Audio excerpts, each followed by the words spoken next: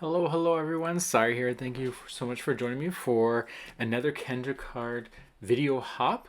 And I'm going to be making this lovely card using Polkadoodles digital stamps. They are a super sponsor and they were kind enough to donate or allow me to choose a digital stamp and some pattern paper. So this is the pattern paper I chose. It has this knitted type effect and I decided to play with the stars and the ornaments. The pattern paper does include some other really nice designs, and I'll make sure to add that in the description box below. So for sketch number 12, we do have these diagonal pieces, and what I'm going to do is line up the top right and then the bottom left and make sure there's enough gap on the top and bottom, and that gives you the best, in my opinion, eye appealing angle. And so we'll lay that down, and then of course then you have your white strips that will, or in my case white strips, that will line up right on either side of this pattern paper. I probably would have done maybe a little bit of a thinner strip next if I was do this design again, mainly because I'm making a scene. If you're just following sketch, then this is not too bad. I'm also not going to be adding the additional stripes that are suggested in the sketch. Okay, so we'll just trim those off, and look how beautiful that is. I think that's so nice. Of course, I'm going to make a scene out of it, so I'm going to totally change it up, but that is beautiful. That is really nice, and I'm impressed with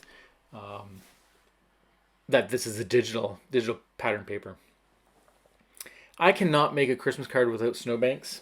I've said this many times, so here we go. Here's my snowbanks. And what I'm going to do is I'm going to add a bit of foam tape on the second layer just at the top to create some dimension. And that also allows me to tuck in some of my elements. The image that I chose is that little girl. It looks kind of like a ballerina, and she has little flags. And I thought she was really cute. I don't know if I was first pick, but I got to choose what I wanted, and I was searching through the digital images and I found her and immediately fell in love with the simplicity of this image. And I thought, oh, this is a great one. And then I saw what my design team had picked, and they picked some really cool ones. They have like this teddy bear and a girl pulling a Christmas tree, and then I look back at what I picked, and it's just totally night and day. I don't know what I was thinking, but I think she's so adorable. But, you know, I don't know. If you follow along with this video hop, and keep an eye to see what other people have used, and you'll see that mine is a little bit more simple. But you know what? I love her. I think she's so cute. I will put her in the description box below. There's absolutely nothing wrong with her.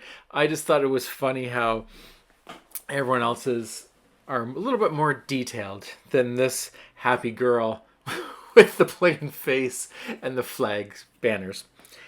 Anyways, the sentiment is also a digital download from Polkadoodles, and so I printed a bunch of them off, and then I just chose one and made a banner.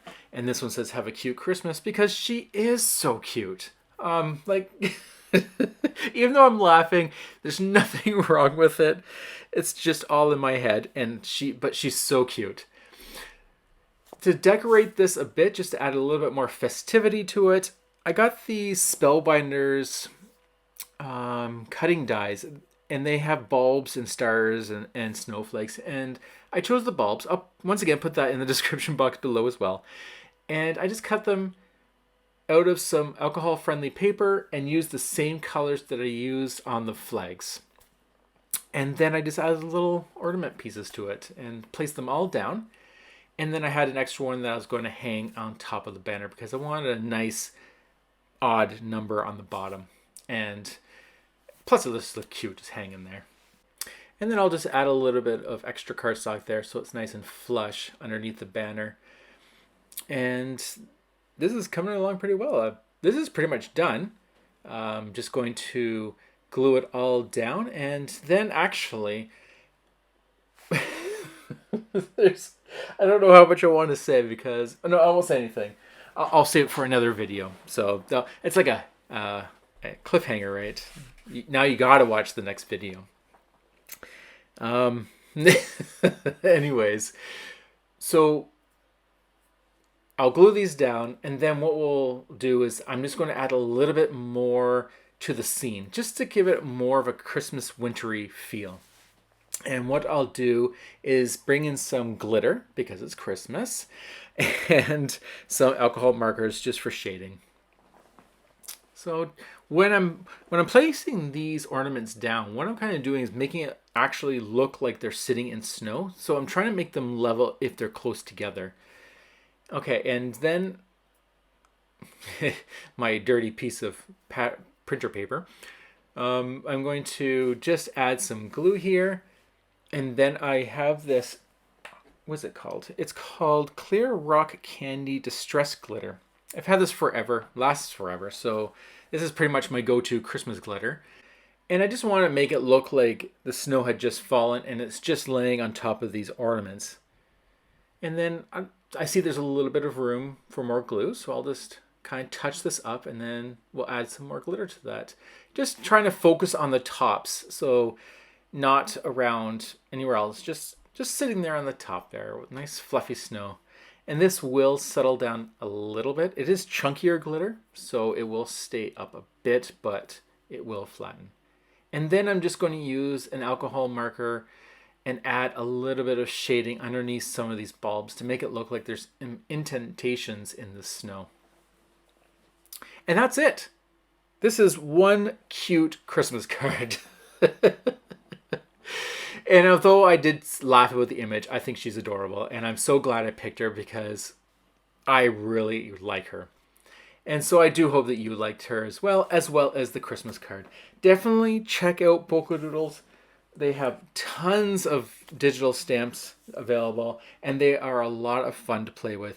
This, of course, is a Kendra card challenge, and it is the second month of the quarter, which means you can now create another 15 cards to enter and have a chance to win some awesome prizes.